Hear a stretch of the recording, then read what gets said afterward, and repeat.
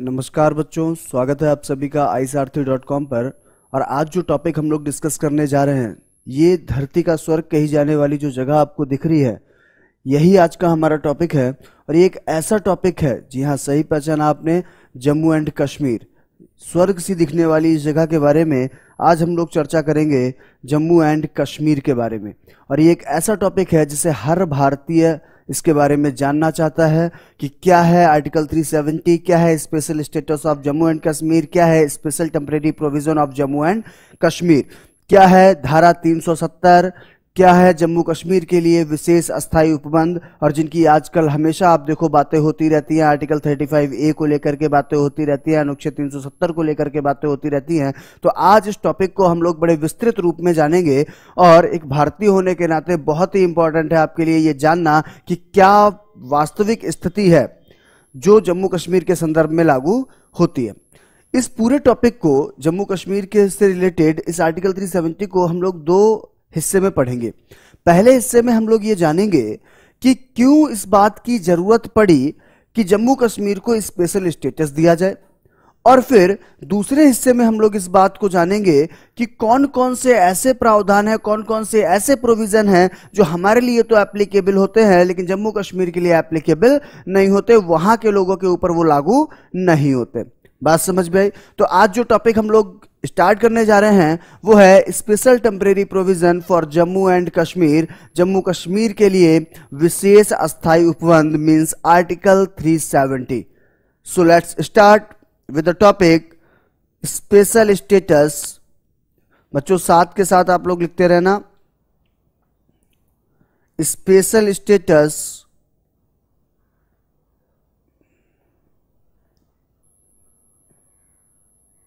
Of Jammu and Kashmir, Jammu Kashmir के लिए विशेष अस्थायी उपबंध, जम्मू कश्मीर के लिए विशेष अस्थायी उपबंध। और ये स्पेशल टेम्परेरी प्रोविजन जो जम्मू कश्मीर के लिए दिए गए हैं, ये सारे के सारे प्रोविजन जो हैं संविधान के भाग 21 में यानी कि पार्ट 21 ऑफ कॉन्स्टिट्यूशन में आर्टिकल 370 के अंतर्गत मेंशन है। Special status of Jammu and Kashmir हमारा आज का टॉपिक है। और साथ के साथ बच्चों नोट करते रहना, संविधान के भाग 21 में अनुच्छेद 370 के अंतर्गत इसको बताया गया है, special status of Jammu and Kashmir को special temporary provision for the Jammu and Kashmir. तो अब हम लोग स्टार्ट करते हैं कहानी को कि क्यों इसकी जरूरत पड़ी, क्यों हमें जम्मू कश्मीर को एक विशेष स्थिति देनी पड़ी। कहानी की शुरुआत होती है इंडिया पाकिस्तान के विभाजन से।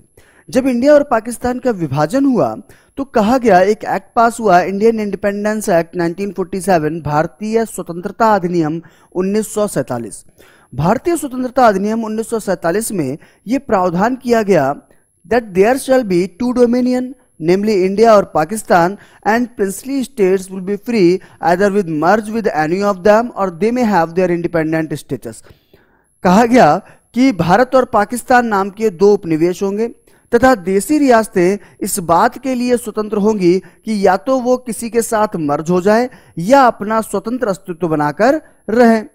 तो जम्मू कश्मीर भी क्या थी, एक देशी रियासत थी, हाँ है ना। तो बात उठी कि जम्मू कश्मीर के साथ क्या होगा, भारत में जाएगा या पाकिस्तान में जाएगा। तो जम्मू कश्मीर के जो राजा थे, राजा हरि सिंह ने अपनी जो स्थिति है वो यथा स्थिति बनाए हुए थे, न तो वो भारत के साथ जा रहे थे और ना ही पाकिस्तान के साथ जा रहे थे। बात समझ आई? लेकिन अक्टूबर 1947 में, बेटा पॉइंट वाइज नोट करते रहना साथ में, अक्टूबर 1947 में पाकिस्तानी सेनाओं ने समर्थन दिया, एक सेना बनाई, पाकिस्तानी मुस्लिम ट्राइब्स जो थी उन्होंने एक सेना बनाई जिसको बोला गया आजाद कश्मीर सेना।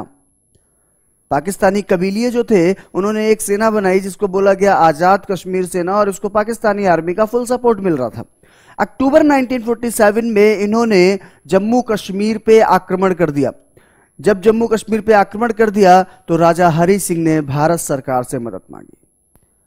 हम जम्मू कश्मीर को भारत में मर्ज करना चाहते थे, राजा हरि सिंह यथास्थिति बनाए हुए थे, वो भारत के साथ मर्ज होने को तैयार नहीं थे। ऐसी स्थिति में भारत सरकार ने कहा कि आप एक काम करो, आप हमारे साथ मर्ज हो जाओ और हम आपकी मदद करेंगे। बात समझ आई? राजा हरि सिंह को यह डर था कि कहीं ऐसा ना हो कि हमारी प्रजा का अस्तित्व समाप्त हो जाए, तो इस वजह से वो मर्ज नहीं करना चाहते थे। तो ऐसे में भारत सरकार ने कहा कि आप एक काम करो, आप हमारे साथ मर्ज हो जाओ और आपके तीन मामले डिफेंस यानी कि प्रतिरक्षा, फॉरेन अफेयर्स विदेशी मामले और कम्युनिकेशन यानी कि संचार, इन्होंने कहा ये 3 मामले आपके हमारे पास आ जाएंगे। बाकी के लिए आप क्या करना, आप अपना संविधान बना लेना, अपना कॉन्स्टिट्यूशन बना लेना और अपने हिसाब से आप अपने ऊपर शासन करना। इस बात पर राजा हरि सिंह एग्री कर गए, इस बात पर राजा हरि सिंह मान गए, उन्होंने इस बात को स्वीकृति दे दी और 26 अक्टूबर 1947 को by signing the instrument of accession Jammu Kashmir granted accession into India, 26 अक्टूबर 1947 को विलय पत्र पर हस्ताक्षर द्वारा जम्मू कश्मीर का भारत में विलय कर लिया गया। तो नोट कर लो इस पॉइंट को। On 26th of October 1947 Jammu Kashmir granted accession into India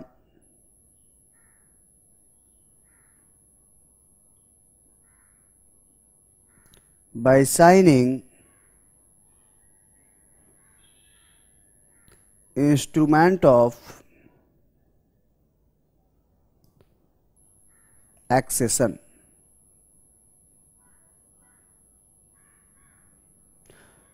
26 अक्टूबर 1947 को विलय पत्र पर हस्ताक्षर द्वारा, साथ के साथ बच्चों नोट करते चलना, 26 अक्टूबर 1947 को विलय पत्र पर हस्ताक्षर द्वारा जम्मू कश्मीर का भारत में विलय कर लिया गया।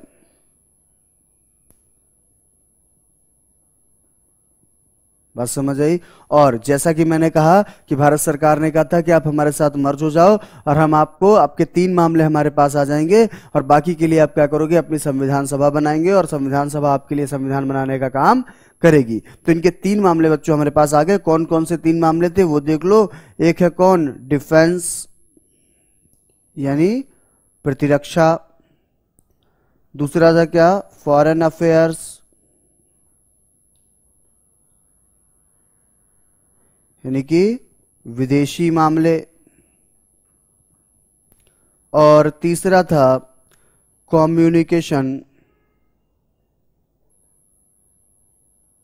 यानी कि संचार। तो इनके 3 मामले हमारे पास आ गए। कौन कौन से, डिफेंस, कम्युनिकेशन और फॉरेन अफेयर्स, विदेशी मामले, प्रतिरक्षा और संचार, ये 3 मामले हमारे पास आ गए। और आगे चल के इनके लिए 1 मार्च 1949 को इनके लिए संविधान सभा की घोषणा कर दी गई। 1 मार्च 1949 को इनके लिए संविधान सभा की घोषणा कर दी गई। A separate constituent assembly was set up, a separate constituent assembly was set up for Jammu and Kashmir। बात समझ में आई? यहां तक की बात को पूरा जितना भी बोर्ड पे लिखा हुआ है पूरा नोट कर लो एक बार, और उसके बाद एक बार मैं रिवाइज कर रहा हूं पूरी चीजों को। कहीं भी बच्चों कोई भी पॉइंट आपका छूटा हो तो उसको वहीं पे लिख लेना, ठीक है? पूरी कहानी को एक बार यहां तक समराइज कर देते हैं, उसके बाद फिर हम लोग चलेंगे अगले पेज पे। हम लोगों ने कहा कि आज का जो टॉपिक था हमारे पास वो है special temporary provision for Jammu and Kashmir, Jammu Kashmir के लिए विशेष अस्थायी उपबंध, जो कि संविधान के भाग 21 में अनुच्छेद 370 के अधीन बताए गए हैं। 2 तरीके से हमको इसको पढ़ना है। पहले हम लोग जानेंगे कि इसकी जरूरत क्यों पड़ी और फिर हम लोग बात करेंगे कि कौन कौन से प्रावधान इनके हमसे अलग हैं। क्लियर हुआ? पहली चीज पे हम लोगों ने बात करना शुरू किया तो हमने कहा कि जब भारत स्वतंत्रता अधिनियम 1947 पारित किया गया तो ये कहा गया कि भारत और पाकिस्तान नाम के 2 उपनिवेश बनेंगे, भारत और पाकिस्तान नाम के 2 उपनिवेश बनेंगे और देशी रियासतें इस बात के लिए स्वतंत्र होंगी कि या तो वो दोनों में से किसी एक के साथ मर्ज हो जाएं या फिर अपना एक स्वतंत्र अस्तित्व बनाए रखें। राजा हरि सिंह अपनी स्थिति यथास्थिति बनाए हुए थे, वो किसी के साथ हामी नहीं भर रहे थे। लेकिन अक्टूबर 1947 में पाकिस्तानी कबीलियों ने एक सेना बनाई जिसको बोला गया आज़ाद कश्मीर सेना, और आज़ाद कश्मीर सेना को पाकिस्तानी आर्मी सपोर्ट कर रही थी, और उन्होंने क्या किया, जम्मू कश्मीर पे आक्रमण कर दिया। जब जम्मू कश्मीर पे आक्रमण कर दिया तो जम्मू कश्मीर के राजा हरि सिंह ने मदद मांगी भारत सरकार से, और भारत सरकार ने कहा कि आप एक काम करो, आप हमारे साथ मर्ज हो जाओ और तब हम आपकी हेल्प करेंगे। राजा हरि सिंह को यह डर था कि कहीं उनका स्वयं का अस्तित्व समाप्त ना हो जाए, उनकी प्रजा का जीवन संकट में ना आ जाए, तो उन्होंने इस बात से इनकार किया। तो भारत सरकार ने उनको यह प्रस्ताव दिया कि आपके 3 मामले हमारे पास आ जाएंगे, प्रतिरक्षा, विदेशी मामले और संचार, ये 3 मामले आपके हमारे पास आ जाएंगे, और बाकी के जो भी मामले हैं उनके लिए आप अपना संविधान बनाना और अपना शासन अपने हिसाब से चला सकते हो। इस बात पे राजा हरि सिंह एग्री कर गए, और 26 अक्टूबर 1947 को विलय पत्र पर हस्ताक्षर द्वारा जम्मू कश्मीर का भारत में विलय कर लिया गया। On 26 October 1947 Jammu Kashmir granted accession into India. अब जब ये बात हो गई तो इसके भारत सरकार के पास इनके 3 मामले आ गए, प्रतिरक्षा, विदेशी मामले और संचार। और 1 मार्च 1949 को, on 1 March 1949 a separate constituent assembly was pronounced for Jammu and Kashmir. बात समझ में आई? तो 1 मार्च 1949 को जम्मू कश्मीर के लिए क्या किया गया, एक संविधान सभा के गठन की घोषणा कर दी गई। यहां तक क्लियर है। अब आगे चलते हैं। अब देखो, जब इन्होंने कहा कि संविधान सभा का गठन कर दिया जाएगा, 1 मार्च 1949 को ये बात इन्होंने बोल दी, तो भाई संविधान सभा में कितने लोग होंगे, सवाल ये भी उठा। तो इन्होंने कहा कि संविधान सभा में कितने लोग होंगे, ये कैसे डिसाइड किया जाएगा, तो इन्होंने बताया in the ratio of population. इन्होंने कहा कैसे डिसाइड होगा, in the ratio of population, यानी कि जनसंख्या के आधार पर निर्धारित किया जाएगा। इन्होंने कैसे होगा, जनसंख्या के आधार पर निर्धारित किया जाएगा कि संविधान सभा में कितनी सीटें होंगी। और ऐसे इन्होंने कहा कि प्रत्येक 40,000 की आबादी पर, इन्होंने कहा हर 40,000 की आबादी पर 1 सीट निर्धारित की जाएगी। प्रत्येक 40,000 की आबादी पर 1 सीट निर्धारित की जाएगी। और इस तरीके से बच्चों टोटल सीट जो डिटरमाइन की गई, टोटल सीट जो हुई वो कितनी थी, 75। और इन्हीं 75 लोगों ने क्या किया, कॉन्स्टिट्यूएंट असेंबली फॉर्म की। बात समझ में आया? कहा गया कि संविधान सभा में जितने सदस्य होंगे वो जनसंख्या के अनुपात में निर्धारित किए जाएंगे। जनसंख्या का अनुपात क्या रहेगा, तो 40,000 की आबादी पर 1 सीट निर्धारित की जाएगी, और ऐसे 75 सीटें निर्धारित हुई। क्लियर हुआ? उसके बाद 30 अक्टूबर 1951 को, 30 अक्टूबर 1951 को ये जो 75 लोग थे, यानी कि जो संविधान सभा थी, उस दिन जम्मू कश्मीर के संविधान की जो संविधान सभा थी, संविधान सभा की पहली बैठक हुई। साथ के साथ बच्चों नोट करते रहना, संविधान सभा की पहली बैठक हुई, first sitting of constituent assembly of Jammu and Kashmir set up on 30 October 1951। First sitting of constituent assembly of Jammu and Kashmir. तो 30 अक्टूबर 1951 को जम्मू कश्मीर की संविधान सभा की पहली बैठक हुई, और नवंबर 1951 में, ध्यान से सुनना, नवंबर 1951 में क्या किया गया, जो वहां का वंशानुगत प्रमुख हुआ करता था, जो राजा हुआ करता था, उसके पद को समाप्त कर दिया गया। वंशानुगत प्रमुख के पद को समाप्त कर दिया गया, और उसकी जगह एक निर्वाचित सदर रियासत का कॉन्सेप्ट लाया गया, इलेक्टेड सदर रियासत लाया गया। तो कब लाया गया भाई, ये नवंबर 1951 में, नवंबर 1951 में इलेक्टेड सदर रियासत का, इलेक्टेड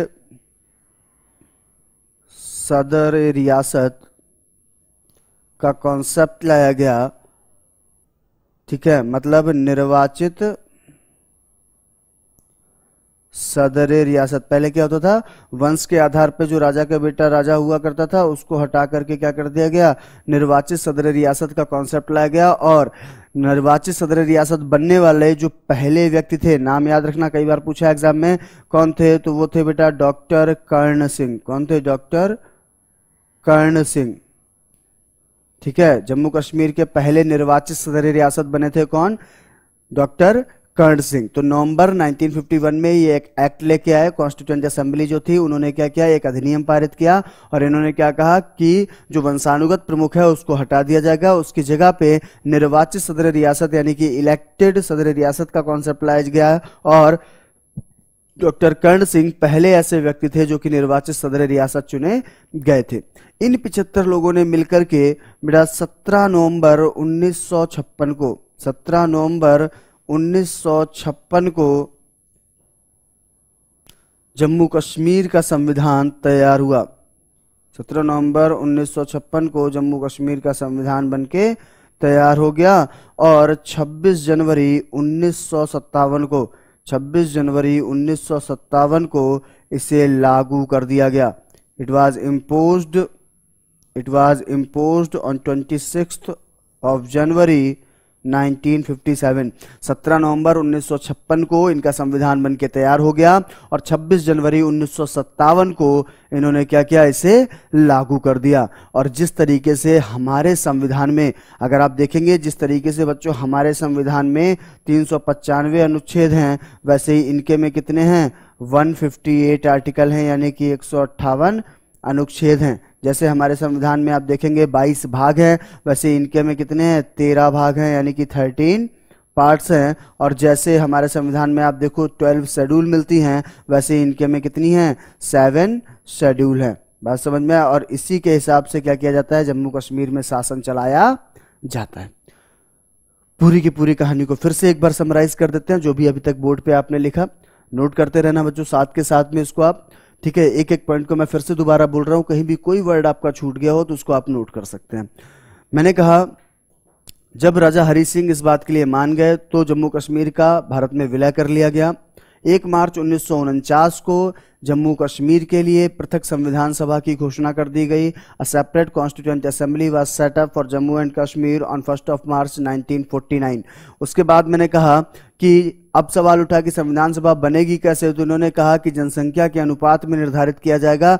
हर 40,000 की आबादी पर एक सीट निर्धारित की जाएगी और ऐसे टोटल 75 सीट डिसाइड हुई। और उन्हीं ने क्या किया, संविधान सभा का जो है गठन किया और उन्हीं ने जम्मू कश्मीर के संविधान को अंतिम प्रारूप दिया। हम लोगों ने कहा कि 30 अक्टूबर 1951 को इस संविधान सभा की पहली बैठक हुई और नवंबर 1951 में इन्होंने एक एक्ट पास किया, एक अधिनियम बनाया, एक कानून बनाया, जिसके तहत वंशानुगत प्रमुख का जो पद था उसको समाप्त कर दिया गया और उसकी जगह ले ली किसने, निर्वाचित सदर रियासत ने, यानी कि इलेक्टेड सदर रियासत ने। बात समझ में आई। और ऐसा पहला व्यक्ति कौन था, तो डॉक्टर कर्ण सिंह ऐसे पहले व्यक्ति थे जो कि जम्मू कश्मीर के इलेक्टेड सदर रियासत थे, वहां के निर्वाचित सदर रियासत चुने गए थे। 17 नवंबर 1956 को जम्मू कश्मीर का संविधान बनके तैयार हो गया और 26 जनवरी 1957 को उसे लागू कर दिया गया। और जिस तरीके से हमारे संविधान में, भारत के संविधान में 395 अनुच्छेद हैं, वैसे इनके संविधान में 158 अनुच्छेद हैं, 158 आर्टिकल्स हैं। जैसे हमारे संविधान में 22 भाग हैं, इनके में 13 भाग हैं। और जैसे में हमारे यहाँ 12 अनुसूचियां हैं, 12 शेड्यूल हैं, वैसे इनके यहाँ भी 7 शेड्यूल है यानी कि 7 अनुसूचियां हैं। बात समझ में आई, यहाँ तक क्लियर है? यहां तक बच्चों कोई भी डाउट नहीं। ये जो पूरी बात हम लोग कर रहे थे, ये हम लोगों ने जाना कि क्यों ऐसी जरूरत पड़ी, जिसके लिए हमें क्या करना पड़ा, आर्टिकल 370 को इंडियन कॉन्स्टिट्यूशन में इंसर्ट करना पड़ा, अनुच्छेद 370 को भारतीय संविधान में लाना पड़ा। किस लिए, जम्मू कश्मीर को मिलाने के लिए, क्योंकि स्थिति ऐसी नहीं थी, राजा हरि सिंह इस बात के लिए राजी नहीं थे कि वो जम्मू कश्मीर के साथ भारत के साथ मर्ज कर दे जम्मू कश्मीर को। बात समझ में आई? तो इसके लिए हमें ये पूरा काम करना पड़ा और हमें एक विशेष स्थिति देनी पड़ी किसको, जम्मू एंड कश्मीर को। तो उसको हमने संविधान के भाग 21 में अनुच्छेद 370 के तहत उसके लिए विशेष अस्थायी उपबंध कर दिए, स्पेशल टेम्परेरी प्रोविजन कर दिए। क्लियर है यहां तक बात? ये पहला पार्ट हम लोगों ने जान लिया कि क्यों इन चीजों की जरूरत पड़ी। अब चलते हैं डिफरेंसेस पे कि कौन कौन से, भाई देखो पूरा संविधान तो जम्मू कश्मीर का नहीं पढ़ना, नहीं तो इंडियन पॉलिटी के सिलेबस की जगह जम्मू कश्मीर पॉलिटी शुरू हो जाएगी, है ना। तो अगर हम ये जान ले कि एक किताब हमने अच्छे से पढ़ी है और अगर हमको ये पता चल जाए कि ये जो दूसरी किताब है उसको जब हम पढ़ेंगे तो हमें अगर ये पता चल जाए कि इस किताब में और इस किताब में क्या क्या अलग है, तो जाहिर सी बात है हमको पूरी किताब कैसी मिल जाएगी, सेम, है ना। तो इन द सेम वे हम लोग क्या जानेंगे, एक इंडियन कॉन्स्टिट्यूशन है, एक जम्मू कश्मीर का कॉन्स्टिट्यूशन है। तो अगर हमें ये पता चल जाए कि दोनों में डिफरेंस क्या है, तो जाहिर सी बात है बाकी प्रोविजन हमको कैसे मिल जाएंगे, सेम मिल जाएंगे। क्लियर हुआ? शुरू करते हैं सेकंड पार्ट को। देखो सबसे पहले बात करते हैं, शासन के हमारे यहाँ 3 अंग होते हैं, कार्यपालिका एग्जीक्यूटिव, दूसरा विधायिका यानी कि लेजिस्लेचर, तीसरा होता है न्यायपालिका यानी कि जुडिशरी। क्लियर हुआ? तो पहले इन्हीं तीनों में डिफरेंस देख लेते हैं हम लोग कि हमारा एग्जीक्यूटिव कैसा है और जम्मू कश्मीर का एग्जीक्यूटिव कैसा है, हमारा जो लेजिस्लेचर है वो कैसा है, विधानमंडल कैसा है, उनका विधानमंडल कैसा है, हमारा जो जुडिशरी है वो कैसा है और जम्मू कश्मीर का जुडिशरी कैसा है। क्लियर हुआ? तो पहले हम इन तीनों पे रिफ्लेक्शन देख लेते हैं, उसके बाद फिर आगे अदर प्रोविजंस पे चलेंगे। क्लियर हुआ? सबसे पहले बात करते हैं लेजिस्लेचर की। सबसे पहले बात करते हैं लेजिस्लेचर की, यानी कि जम्मू कश्मीर के राज्य विधानमंडल की, जम्मू कश्मीर के राज्य विधान मंडल की यानी कि उसकी विधायिका की। साथ के साथ बच्चों नोट करना, जम्मू कश्मीर की जो राज्य विधान मंडल है इसमें 2 सदन होते हैं, इसमें 2 सदन होते हैं। एक होता है क्या, विधानसभा, एक होता है क्या, विधान सभा, जिसे हम लोग बोलते हैं क्या, लेजिस्लेटिव असेंबली। क्या बोलते हैं? Legislative assembly. दूसरा जो होता है उसे हम लोग बोलते हैं विधान परिषद। क्या बोलते हैं उसको? विधान परिषद यानी कि लेजिस्लेटिव काउंसिल। स्टेट लेजिस्लेचर जब हम लोग पढ़ रहे थे उस वीडियो में हम लोगों ने डिस्कस किया था लेजिस्लेटिव काउंसिल और लेजिस्लेटिव असेंबली, दोनों में डिफरेंस क्या होता है, दोनों कैसे बनते हैं, स्टेट लेजिस्लेचर वाले टॉपिक में आपको वो मिलेगा। ठीक है, तो अभी हम लोग ये मान के चलते हैं कि आपको पता है विधानसभा क्या होती है और विधान परिषद क्या होती है। और याद रखना ये सबसे लास्ट टॉपिक मैं इसीलिए करवाता हूँ, उसका रीजन यही है कि जब आपने एक किताब अच्छे से पढ़ी है तभी दूसरे का डिफरेंस जान पाएंगे, अन्यथा नहीं। चलो बात करते हैं। देखो सबसे पहले अगर हम लोग बात करें विधानसभा की, अगर हम लोग बात करें विधानसभा की, तो देखो विधानसभा जो जम्मू कश्मीर की है, जम्मू कश्मीर की विधानसभा में जो संख्या नियत की गई थी वो थी 100। जम्मू कश्मीर की विधानसभा में 100 मेंबर हुआ करते थे, 100 सदस्य इसमें हुआ करते थे। ठीक है, लेकिन जम्मू कश्मीर के संविधान में क्या किया गया, 12वां संविधान संशोधन किया गया, 12th constitutional amendment, 12th constitutional amendment in constitution of Jammu and Kashmir. Jammu Kashmir के संविधान में 12वां संविधान संशोधन किया गया। कब? 1988 में। 1988 में जम्मू कश्मीर के संविधान में जो है 12वां संविधान संशोधन किया गया 1988 में, और उसके तहत क्या किया गया, इसकी संख्या को बढ़ा के बच्चों 111 कर दिया गया। कितना कर दिया गया? बढ़ाकर 111 कर दिया गया। बढ़ाकर कितनी हो गई? 111, जिसमें से बेटा 24 सीट जो है, इसमें से 24 सीट जो है वो कहाँ है? पीओके में। कहाँ पे है? पीओके में, यानी कि पाक ऑक्युपाइड कश्मीर, पाक अधिकृत कश्मीर। तो 111 में से 24 सीट अगर चली गई, तो अगर प्रेजेंटली हम लोगों से पूछा जाए, प्रेजेंट में अगर हम लोगों से पूछा जाए कि जम्मू कश्मीर की विधानसभा में कितनी सीट है, तो आप क्या बताओगे? 87 सीट्स है। क्लियर हुआ? पूरी बात फिर से सुनो। हम लोगों ने कहा जम्मू कश्मीर की जो विधानसभा है, जम्मू कश्मीर की विधानसभा में मूल रूप में जब जम्मू कश्मीर का संविधान बना था तो सदस्य संख्या 100 निर्धारित की गई थी। 12वें संविधान संशोधन से, 12th कॉन्स्टिट्यूशनल अमेंडमेंट से 1988 में उसकी संख्या को बढ़ा करके 111 कर दिया गया, जिसमें से 24 सीट पीओके में है, पाक ऑक्युपाइड कश्मीर में है, और बाकी बची कितनी हमारे पास? 87, और इन्हीं 87 सीटों के लिए हम चुनाव कराते हैं। क्लियर हुआ? अच्छा, इसके साथ साथ जम्मू कश्मीर की जो विधानसभा है वहां पे जम्मू कश्मीर के गवर्नर को ये पावर है कि 2 फीमेल कैंडिडेट को वो क्या कर सकता है? नॉमिनेट कर सकता है। 2 महिला सदस्यों को क्या कर सकता है? नॉमिनेट कर सकता है। 2 female candidate nominated by governor. ये जो है गवर्नर क्या कर सकता है, उसके पास ये पावर है। जम्मू कश्मीर के राज्यपाल के पास ये शक्ति है कि वो क्या कर सकता है, जम्मू कश्मीर की विधानसभा में 2 महिला सदस्यों को मनोनीत कर सकता है। जैसा आप लोगों ने लोकसभा का जब टॉपिक पढ़ा था तो लोकसभा के टॉपिक में हम लोगों ने कहा था कि आंग्ल भारतीय समुदाय के 2 सदस्यों को राष्ट्रपति लोकसभा में मनोनीत कर सकता है। In the same way Jammu Kashmir की विधानसभा में जम्मू कश्मीर के राज्यपाल के पास ये शक्ति होती है कि वो 2 महिला सदस्यों को मनोनीत कर सकता है। क्लियर है यहां तक बात? अच्छा, अब देखो अगर हम लोग बात करें जम्मू कश्मीर के कार्यकाल की, जम्मू कश्मीर की विधानसभा की अगर हम लोग कार्यकाल की बात करें तो इसका जो कार्यकाल होता है, जम्मू कश्मीर की विधानसभा का जो कार्यकाल होता है, टेन्योर होता है, वो होता है 6 वर्ष। कितना होता है?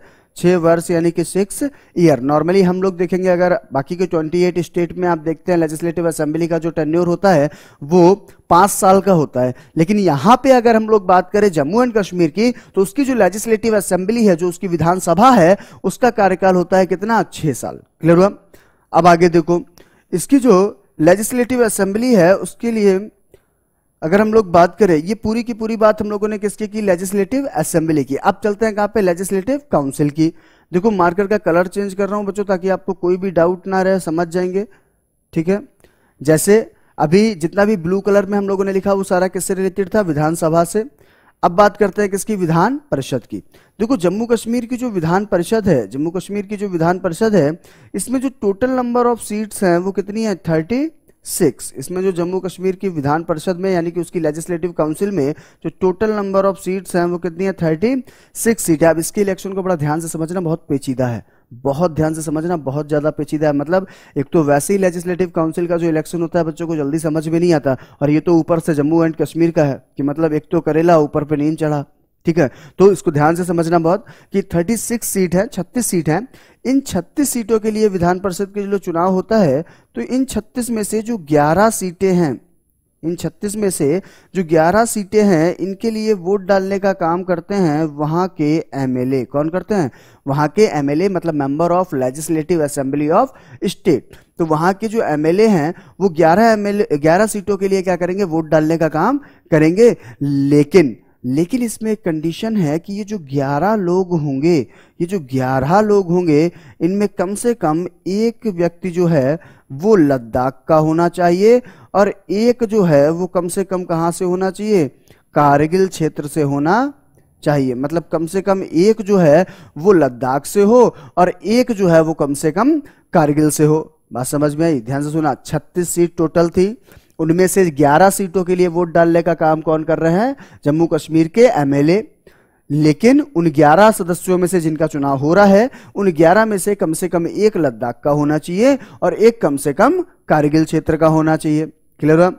अगली जो 11 सीटें हैं, अगली 11 सीटों के लिए वोट डालने का काम भी कौन करते हैं, वहां के एमएलए, यानी कि वहां के मेंबर ऑफ लेजिस्लेटिव असेंबली, वहां के राज्य विधानसभा के सदस्य। लेकिन इसमें कंडीशन क्या है कि ये जो 11 के 11 लोग हैं, ये 11 के 11 लोग जो हैं ये जम्मू क्षेत्र के होने चाहिए। कहां के होने चाहिए, जम्मू क्षेत्र के होने चाहिए। जैसे पहले वाले 11 में कंडीशन थी कि कम से कम एक लद्दाख का और एक कारगिल का होना चाहिए, इन द सेम वे यहां पे कंडीशन लगा दी इन्होंने क्या, कि ये जो 11 लोग हैं ये सारे के सारे जम्मू क्षेत्र के होने चाहिए, पर्टिकुलर जम्मू एरिया से बिलोंग करते हो। क्लियर? बाकी के जो 14 बच गए, बाकी की 14 सीट के लिए, इनके लिए वोट डालने का काम करती हैं वहां की लोकल अथॉरिटीज। कौन वोट डालने का काम करती है, वहां की लोकल अथॉरिटीज, यानी कि स्थानीय प्राधिकारी। उसके लिए काम करने का काम कौन करता है, लोकल अथॉरिटीज यानी कि स्थानीय प्राधिकारी। बात समझ में आई? एक बार पूरे को मैं फिर से ध्यान से समझाता हूं बच्चों, बहुत ध्यान से समझना।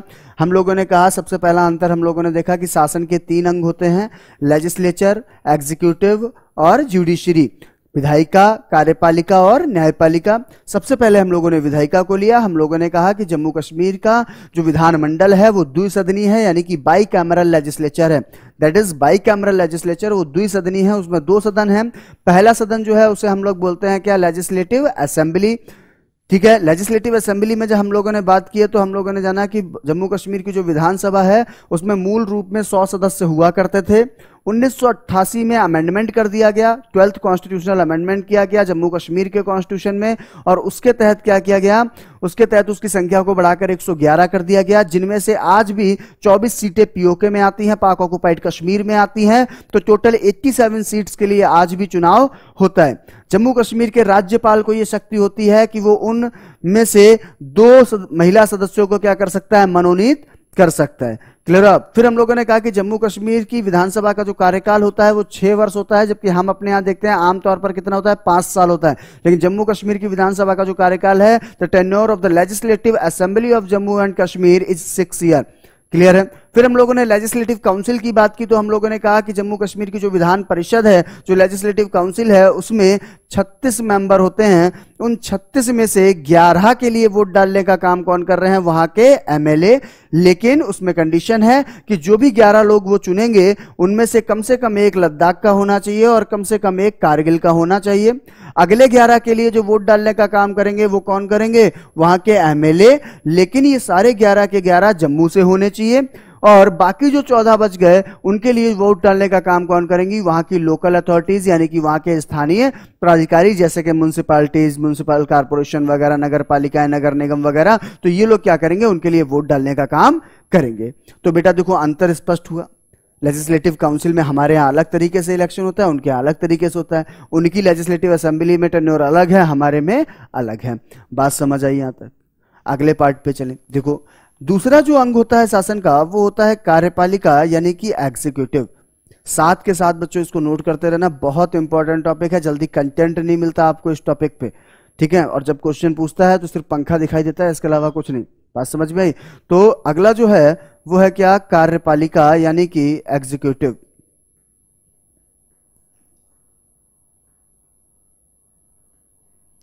कार्यपालिका की अगर हम लोग बात करें तो बेटा, जम्मू कश्मीर की जो कार्यपालिका है उसका जो एग्जीक्यूटिव हेड है, यानी कि कार्यपालिका का प्रधान जो है उसकी, वो होता है गवर्नर। कौन होता है? कार्यपालिका का प्रधान कौन होता है? गवर्नर, यानी कि राज्यपाल। कौन होता है? गवर्नर, यानी कि राज्यपाल, ठीक है? लेकिन अगर कभी आपसे कहा जाए कि वास्तविक कार्यपालिका का प्रधान कौन होता है, वास्तविक कार्यपालिका की अगर हम लोग बात करें, वास्तविक कार्यपालिका की अगर हम लोग बात करें,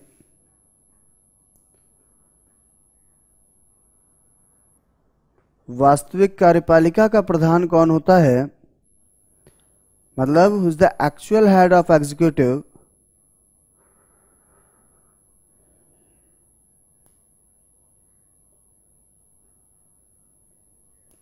तो वो होता है कौन? Chief minister. कौन होता है? चीफ मिनिस्टर, यानी कि मुख्यमंत्री। कौन होता है? मुख्यमंत्री। ये बात तो आप सभी को पता है। बोले सर इसमें आपने क्या पढ़ा दिया? सभी राज्यों में ऐसे ही होता है कि राज्यपाल उसका जो है वो क्या कहलाता है? कार्यपालिका का प्रधान कहलाता है, और जो वास्तविक कार्यपालिका प्रधान होता है वो मुख्यमंत्री होता है। अब देखो फर्क क्या है? फर्क ये है कि जम्मू कश्मीर का बच्चों जो राज्यपाल होता है, जम्मू कश्मीर का जो ये राज्यपाल होता है, इसे पहले जो है सदरे रियासत के नाम से जाना जाता था। इसे जो है सदरे रियासत के नाम से जाना जाता था, ठीक है? और ये सदरे रियासत की बेटा जो अपॉइंटमेंट करता था वो करता था legislative assembly of Jammu and Kashmir. Legislative assembly of Jammu and Kashmir. पहले जो जम्मू कश्मीर का राज्यपाल हुआ करता था, जम्मू कश्मीर के राज्यपाल की नियुक्ति जम्मू कश्मीर की राज्य की विधानसभा द्वारा की जाती थी और उसे सदरे रियासत के नाम से जाना जाता था। हमने क्या किया? जम्मू कश्मीर ने क्या किया? उन्होंने क्या किया? उन्होंने जम्मू कश्मीर के संविधान में 6वां संविधान संशोधन किया गया, 6th constitutional amendment in the constitution of Jammu and Kashmir in 1965। 6वां संविधान संशोधन किया गया जम्मू कश्मीर के संविधान में 1965 में, और तब जो है सदर रियासत का पदनाम बदलकर कर दिया गया क्या? गवर्नर। क्या कर दिया गया? गवर्नर। तो जम्मू कश्मीर का जो राज्यपाल है पहले क्या कहलाता था? सदर रियासत, और बाद में उसका पदनाम बदल के हमने क्या कर दिया? गवर्नर, यानी कि राज्यपाल। और अब राज्यपाल की नियुक्ति का जो अधिकार हमने दे दिया वहां के, वो किसको दे दिया बच्चों? प्रेसिडेंट को। किसको दे दिया? प्रेसिडेंट को, यानी कि राष्ट्रपति को। बात समझ में आई? तो एग्जीक्यूटिव की अगर हम लोग बात करते हैं तो हम लोगों ने कहा कि उसका जो एग्जीक्यूटिव हेड होता है, उसका कार्यपालिका का जो प्रधान होता है वो राज्यपाल होता है, जिसे पहले सदर रियासत के नाम से जाना जाता था और उसकी नियुक्ति राज्य विधानसभा के सदस्यों द्वारा की जाती थी। लेकिन जम्मू कश्मीर के संविधान में 6वें संविधान संशोधन द्वारा 1965 में यह प्रावधान कर दिया गया कि जम्मू कश्मीर के सदर रियासत का पदनाम बदलकर राज्यपाल कर दिया गया और उसकी नियुक्ति का अधिकार राष्ट्रपति को दे दिया गया। मतलब before the sixth constitutional amendment in 1965 in the constitution of Jammu and Kashmir, earlier the governor of Jammu and Kashmir was known as Sadar Riyasat and that was appointed by the members of Legislative Assembly of Jammu and Kashmir. But now what is the present scenario? He is known as the governor of the state and he is appointed by the President of India. Clear है यहां तक बात? अच्छा, अब देखो वास्तविक कार्यपालिका की अगर हम लोग बात करें तो हम लोगों ने कहा कि ये जो है पहले मुख्यमंत्री के नाम, अभी जो है हम इसको किस नाम से जानते हैं? मुख्यमंत्री को। लेकिन बेटा पहले इसको किस नाम से जाना जाता था? प्राइम मिनिस्टर के नाम से जाना जाता था, यानी कि इसे प्रधानमंत्री कहा जाता था।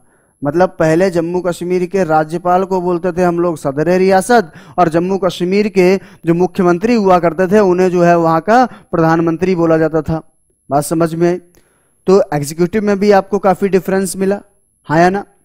अब जुडिशरी की अगर हम लोग बात करें तो देखो बेटा जुडिशरी जो है वो सेम है, जुडिशरी में कोई भी डिफरेंस नहीं है, जुडिशरी जो है सेम है। जैसे हमारे यहाँ हर स्टेट के लिए क्या होता है कि हर प्रत्येक राज्य के लिए एक उच्च न्यायालय होगा, there shall be high court for each state. तो जम्मू कश्मीर का भी क्या है? अपना एक उच्च न्यायालय है, जम्मू कश्मीर हाई कोर्ट है। जम्मू कश्मीर हाई कोर्ट है, जम्मू कश्मीर का अपना एक उच्च न्यायालय है। क्लियर हुआ? यहां तक हमें कोई दिक्कत नहीं है। अब गौर करना क्या सिखाना है, इसका उच्च न्यायालय तो है, लेकिन जब आपने इंडियन जुडिशियल सिस्टम टॉपिक को पढ़ा था तो वहां हम लोगों ने सीखा था कि हाई कोर्ट के पास ये पावर होती है कि वो रिट जारी कर सकती है, सुप्रीम कोर्ट के पास भी ये पावर होती है कि वो रिट जारी कर सकती है। Under article 32 of the constitution supreme court has the power to issue writ. Article 32 वो ग्राउंड देता है और आर्टिकल 139 के बिहाफ पर सुप्रीम कोर्ट क्या करता है? 139 के आधार पर रिट जारी कर देता है। ऐसे ही on the behalf of article 226 अनुच्छेद 226 के आधार पर उच्च न्यायालय को यह शक्ति मिलती है कि वो क्या कर सकता है? रिट जारी कर सकता है। अब देखो दोनों में फर्क क्या है? सुप्रीम कोर्ट जब रिट जारी करता है तो सिर्फ मूल अधिकारों के मामले में करेगा, लेकिन हाई कोर्ट जब रिट जारी करता है तो वो किसी भी मामले में रिट जारी कर सकता है। लेकिन यहां पर जम्मू कश्मीर का जो उच्च न्यायालय है उसे जो है किसी भी मामले में रिट जारी करने की शक्ति नहीं होती है सिवाय फंडामेंटल राइट के। मतलब जो हमारे जो अलग उच्च न्यायालय हैं, बाकी के जो शेष उच्च न्यायालय हैं, उनके पास ये पावर है कि किसी भी मामले में रिट जारी कर सकते हैं, लेकिन ये जो है सिर्फ उन्हीं मामलों में रिट जारी कर सकेंगे जो कि मूल अधिकार से संबंधित होंगे। तो जुडिशरी में भी थोड़ा सा हमको रिफ्लेक्शन दिख गया। बात समझ में? तो शासन के ये 3 अंग थे जिनके बारे में हम लोगों ने चर्चा करी, कार्यपालिका, विधायिका और न्यायपालिका, जो कि जम्मू कश्मीर से और हमारे भारतीय संविधान से कैसे अलग है। यहां तक कोई डाउट? आगे चलें? चलो भाई।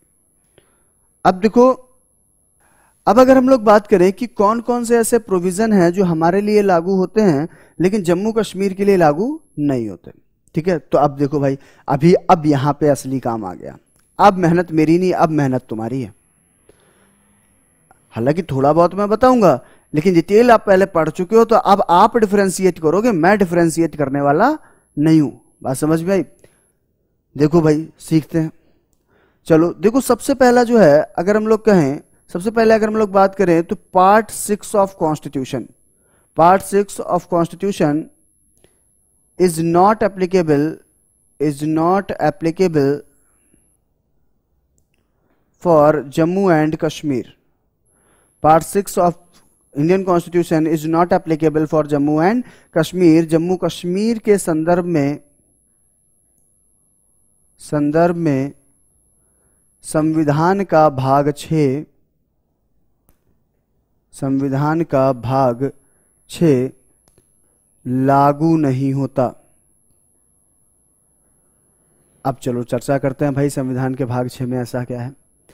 देखो, जब हम लोगों ने पढ़ना शुरू किया था स्टेट लेजिस्लेचर को, राज्य की कार्यपालिका शक्ति को जब हम लोग पढ़ते हैं, ठीक है, तो 152 से लेकर के 237 तक, अनुच्छेद 152 से लेकर के 237 तक संविधान का भाग 6 है, जिसमें हम लोगों ने राज्यपाल पढ़ा, विधानसभा पढ़ी, विधान परिषद पढ़ी, उच्च न्यायालय पढ़ा, अधीनस्थ न्यायालय पढ़े।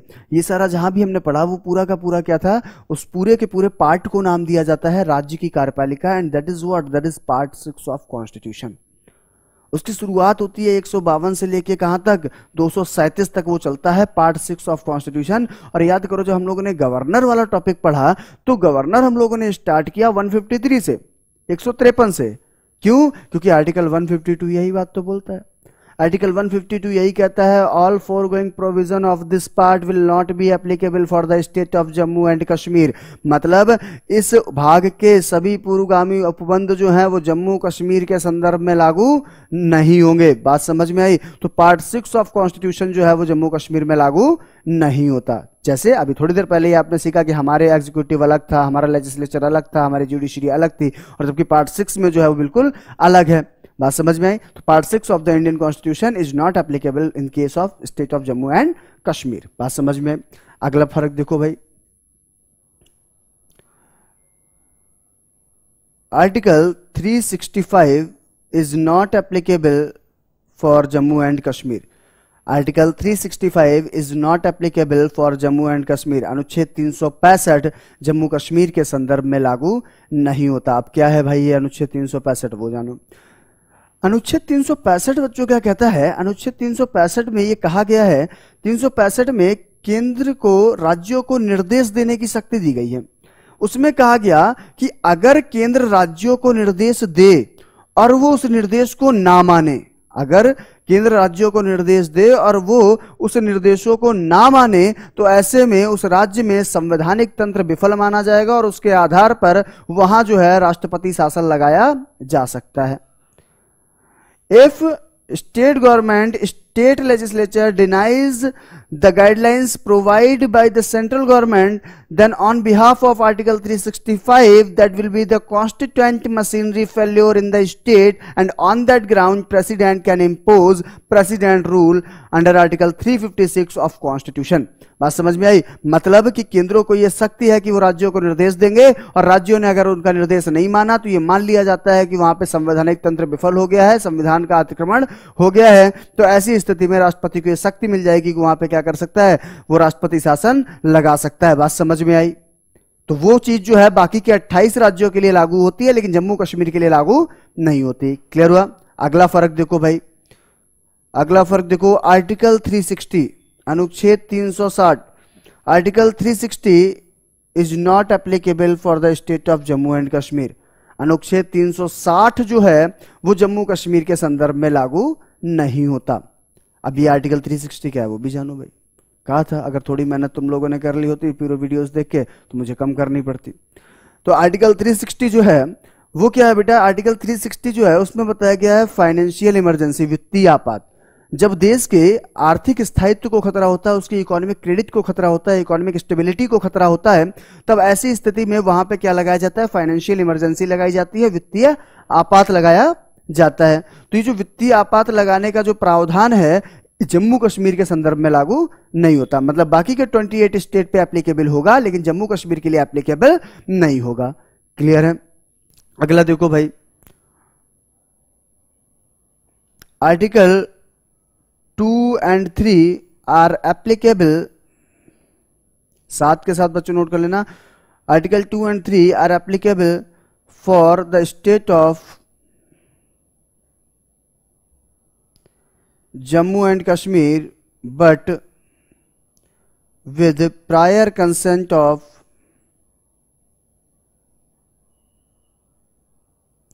State legislative assembly, state legislative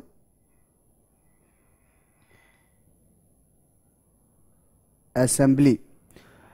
मतलब क्या हुआ कि अनुच्छेद 2 और 3 जम्मू कश्मीर में लागू तो होते हैं, जम्मू कश्मीर के संदर्भ में लागू तो होते हैं, लेकिन जम्मू कश्मीर के संदर्भ में वो लागू होंगे, लेकिन उसमें जो है बाध्यता है कि उस राज्य की विधानसभा की सहमति चाहिए होती है, कंसेंट चाहिए होता है with prior concurrence of the state legislative assembly, तभी उसको किया जा सकता है, अन्यथा नहीं। अभी आर्टिकल 2 और 3 क्या है बच्चों को भी जान लो।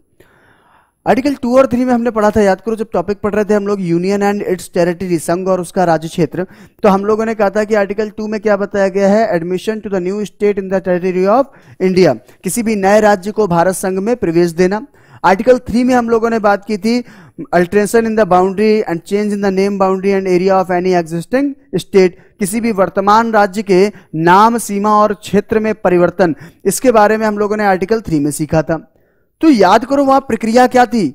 वहां पे हम लोग कहते थे कि ऐसा कोई भी बिल जब पार्लियामेंट में लाया जाएगा तो पहले प्रेसिडेंट की पूर्व सहमति चाहिए होगी, प्रेसिडेंट की पूर्व सिफारिश चाहिए होगी, प्रायर रिकमेंडेशन चाहिए होगी, और ऐसी रिकमेंडेशन देने से पहले वो क्या करेगा, बिल को रिलेटेड स्टेट को भेजेगा, संबंधित राज्य को भेजेगा, और संबंधित राज्य को दिया गया समय अगर समाप्त हो गया है तब वो उसको क्या करेगा, पार्लियामेंट के किसी भी सदन में, संसद के किसी भी सदन में प्रस्तुत कर सकता है। हाँ या ना, यही सीखा था। तो वहां देखो स्टेट हां बोलता या ना बोलता कोई फर्क नहीं पड़ रहा था, वहां स्टेट हां बोले या ना बोले कोई फर्क नहीं पड़ रहा था। लेकिन यहां पे बच्चों अगर जम्मू कश्मीर के नाम, बाउंड्री और एरिया में आपको कोई भी चेंज करना है तो पहले वहां की स्टेट लेजिस्लेटिव असेंबली से आपको क्या करना पड़ेगा, कंसेंट लेना पड़ेगा, उनकी सहमति लेनी पड़ेगी, और जब वो सहमति दे देंगे तभी आप जो है उनके नेम, बाउंड्री और एरिया में अल्टरेशन कर सकते हैं, अन्यथा नहीं। बात समझ में आई। So article 2 and 3 are applicable for the Jammu and Kashmir but with prior consent of state legislative assembly. Jammu Kashmir में 2 और 3 लागू तो होते हैं लेकिन उस राज्य की विधानसभा की पूर्व सहमति से। क्लियर है यहां तक बात। अगला देखो भाई, अगला है आर्टिकल 352 अनुच्छेद 352। Article 352 is applicable for Jammu and Kashmir with prior consent of state legislative assembly. अनुच्छेद 352 हम लोगों ने पढ़ा था नेशनल इमरजेंसी के बारे में, राष्ट्रीय आपात के बारे में। तो आर्टिकल 352 जम्मू कश्मीर में लगता है, राष्ट्रीय आपात जम्मू कश्मीर में लगता है, लेकिन उस राज्य की विधानसभा की पूर्व सहमति से। बात समझ में आई। तो आर्टिकल 352 भी एप्लीकेबल है लेकिन उसके लिए कंसेंट चाहिए होगा किसका, स्टेट लेजिस्लेटिव असेंबली का। क्लियर है। अच्छा, अब देखो तीसरा है हमारे पास क्या, article 356। Article 356 is applicable for Jammu and Kashmir. अनुच्छेद 356 जो है वो जम्मू कश्मीर के संदर्भ में लागू होता है। आर्टिकल 356 में हम लोगों ने बच्चों क्या सीखा था, आर्टिकल 356 में हम लोग बात करते हैं प्रेसिडेंट रूल की, यानी कि राष्ट्रपति शासन की। तो राष्ट्रपति शासन जो है वो जम्मू कश्मीर में लगाया जाता है और लगाने के लिए वही आधार होता है, संविधान का उल्लंघन। क्लियर हुआ, मतलब if the constituent machinery failure in the state, जब राज्य में संवैधानिक तंत्र विफल हो जाए तो वहां पे राष्ट्रपति क्या कर सकता है, राज्यपाल सिफारिश करेगा और राष्ट्रपति वहां पे राष्ट्रपति शासन लगा देगा। बात समझ में आई। लेकिन यहां पर संवैधानिक तंत्र विफल हो जाने का मतलब भारत का संविधान नहीं है, जम्मू कश्मीर का संविधान है। मतलब जब जम्मू कश्मीर का शासन जम्मू कश्मीर के संविधान के हिसाब से ना चलाया जा सके तब वहां जो है जम्मू कश्मीर का संवैधानिक तंत्र विफल माना जाएगा। बात समझ में। तो जब जम्मू कश्मीर का शासन जम्मू कश्मीर के हिसाब से ना चले तो यहां पे here the mean of constitution is not the constitution of India, here the mean of constitution is the constitution of Jammu and Kashmir. बात समझ में आई। पहली बात सीख गए। तो 356 जो है लागू तो होता है लेकिन कब, जब जम्मू कश्मीर का शासन उसके संविधान के अनुसार चलाया ना जा सके। अब बहुत ध्यान से सुनना, हर स्टेट में बच्चों राष्ट्रपति शासन एक लगता है, प्रेसिडेंट रूल ही लगता है। हर स्टेट में अगर कॉन्स्टिट्यूएंट मशीनरी फेल्योर हो जाए तो सिर्फ प्रेसिडेंट रूल लगता है, राष्ट्रपति शासन लगता है। लेकिन जम्मू कश्मीर में 2 लगते हैं। अनुच्छेद 356 के तहत यहां पे क्या लगता है, प्रेसिडेंट रूल यानी कि राष्ट्रपति शासन, प्रेसिडेंट रूल यानी कि राष्ट्रपति शासन, और जम्मू कश्मीर के संविधान की धारा 92 के अंतर्गत यानी कि article 92 of constitution of Jammu and Kashmir, Jammu Kashmir की धारा 92 के अंतर्गत बेटा यहां लगाया जाता है क्या, गवर्नर रूल। क्या लगता है यहां पे, गवर्नर रूल यानी कि राज्यपाल शासन, राज्यपाल शासन 2 लगते हैं यहां पे।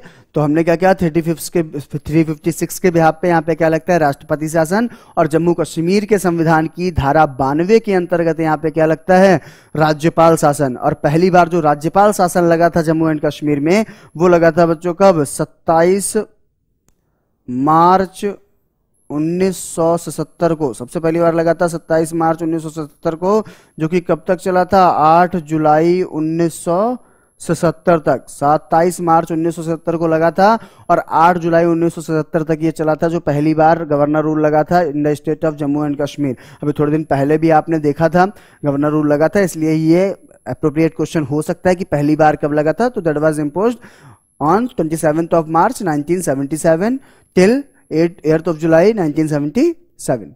क्लियर है यहाँ तक बात समझ आ गई। ये कुछ हम लोगों ने बातें की कि कौन कौन से ऐसे प्रावधान है जो जम्मू कश्मीर के लिए लागू होते हैं, हमारे लिए लागू नहीं होते। क्लियर हुआ। अब आते हैं बिल्कुल आखिरी पड़ाव पर। बिल्कुल आखिरी पड़ाव पे हम लोग, इस टॉपिक के बिल्कुल आखिरी पड़ाव पे अब आ चुके हैं। बात करते हैं अगले पड़ाव में कि पार्लियामेंट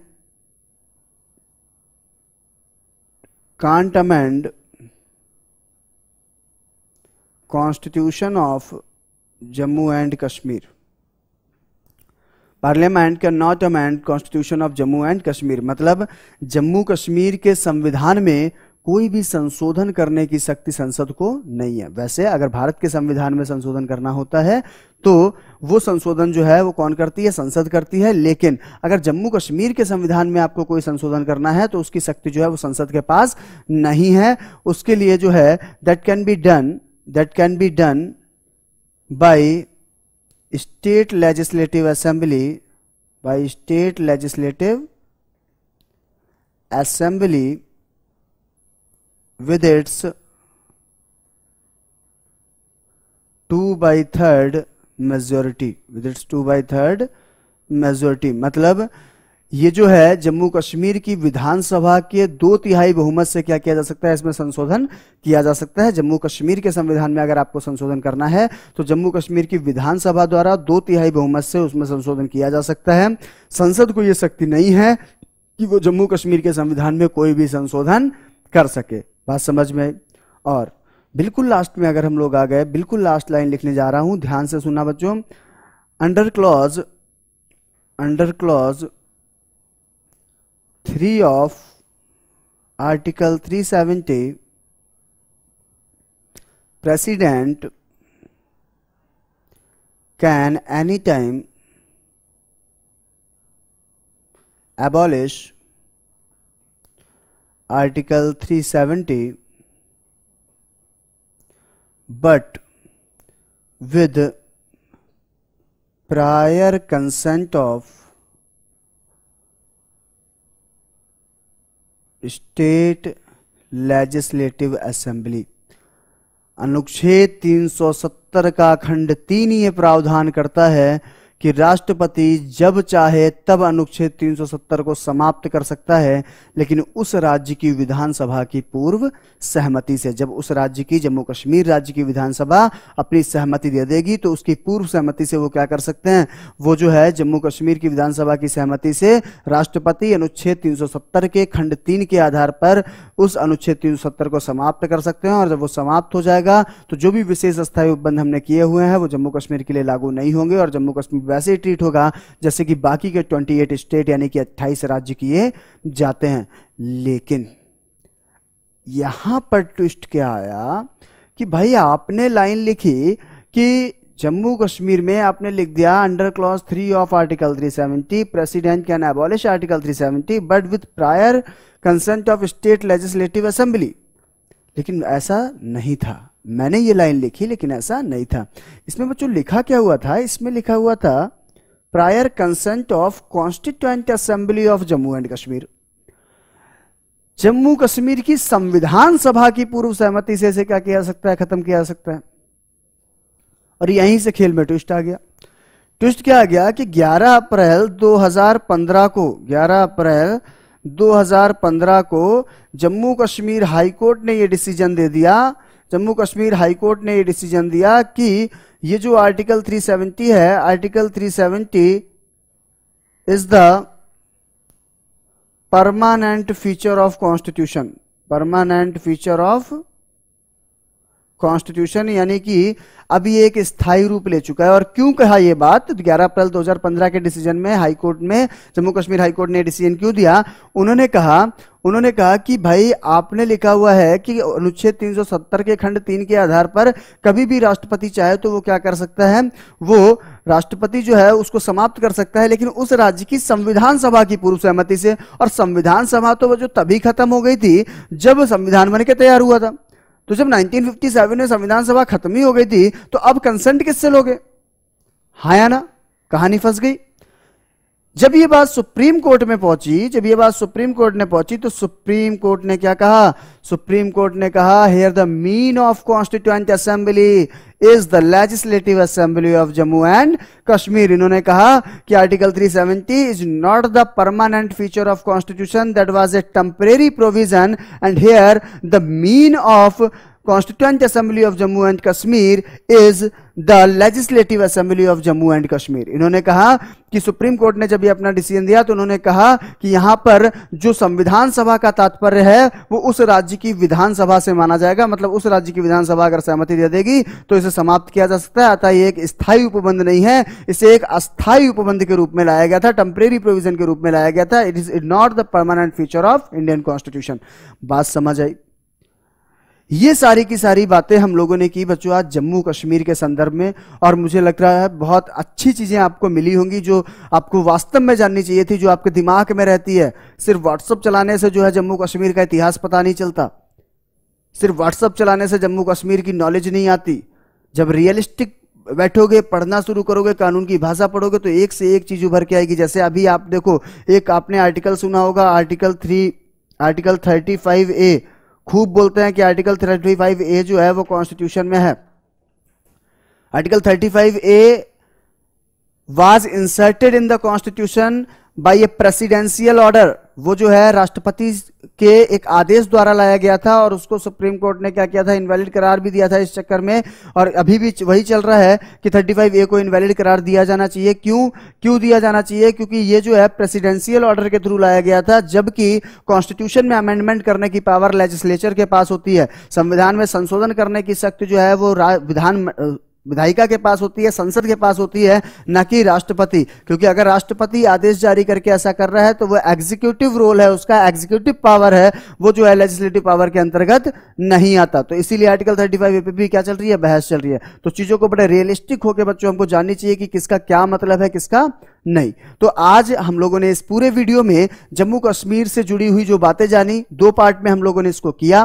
पहला कि जम्मू कश्मीर में ऐसी जरूरत क्यों पड़ी जो हमें स्पेशल टेम्परेरी प्रोविजन करने पड़े, आर्टिकल 370 को लाना पड़ा। फिर हम लोगों ने बात की कि उसका लेजिस्लेचर कैसा है, उसका एग्जीक्यूटिव कैसा है, उसका ज्यूडिशरी कैसा है। फिर हम लोगों ने बात की कि उसके कौन कौन से प्रोविजन ऐसे हैं जो हमारे लिए एप्लीकेबल होते हैं, उनके लिए एप्लीकेबल नहीं होते, हमारे संबंध में लागू होते हैं, उनके लिए लागू नहीं होते, या किन किन में क्या क्या रिफ्लेक्शन है। ठीक है, अब लास्ट जो बचा, अगर कभी आपसे पूछ दे कि जम्मू कश्मीर की बच्चों राजभाषा क्या है, तो उसको भी आप लिखना चाहो तो साथ में लिख लो, जम्मू कश्मीर राज्य की जो राजभाषा है वो उर्दू है। कौन है? उर्दू है। लेकिन कहा गया है कि शासकीय प्रयोजनों के लिए अंग्रेजी का प्रयोग जारी रहेगा। For the official purpose there English should be continued. बात समझ में आई? So it was all about the state of Jammu and Kashmir, and the topic was Jammu Kashmir Article 370। ऐसी जगह जहां देवता निवास करते हैं और उसको लेकर के इतना मारामारी क्यों चल रही है? इसी वजह से, क्योंकि जिस चीज का वैल्यूएशन होता है उसी चीज के पीछे मारामारी होती है। बात समझ में आई? ठीक है, तो कश्मीर एक ऐसा मुद्दा है जिसके ऊपर में हर भारतीय की आत्मा, वो सब चाहते हैं कि कश्मीर हमारा हो। हालांकि काफी लोग बोलते हैं कि कश्मीर हमारा है, कश्मीर हमारा है। अरे उन्हें ये नहीं पता कि जितनी आबादी उनकी खुद की नहीं है उतनी तो खाली भारत में उत्तर प्रदेश की है। अगर थप्पड़ भी मारेंगे तब भी जीत जाएंगे। बात समझ में? सो हम लोगों को क्या लेना, उससे आगे बात करते हैं। It was all about the topic Jammu and Kashmir. These are just emotions. तो कभी कभी इमोशन जो है ना, कुछ ऐसी घटनाएं होती हैं जिनसे जुड़ी हुई होती हैं, तो इमोशन रोके नहीं रुकते, तो कभी कभी आ ही जाता है मन में बोलने को, नहीं तो मैं कभी ऐसा कुछ बोलता नहीं कभी। चलो, तो बच्चों आज जो टॉपिक हम लोगों ने किया that is special status of Jammu and Kashmir. Jammu Kashmir से जुड़ी हुई सारी बातें हम लोगों ने सीखी। ठीक है, मिलते हैं अगले वीडियो में, तब इसके आगे हम लोग चर्चा करेंगे। Thank you.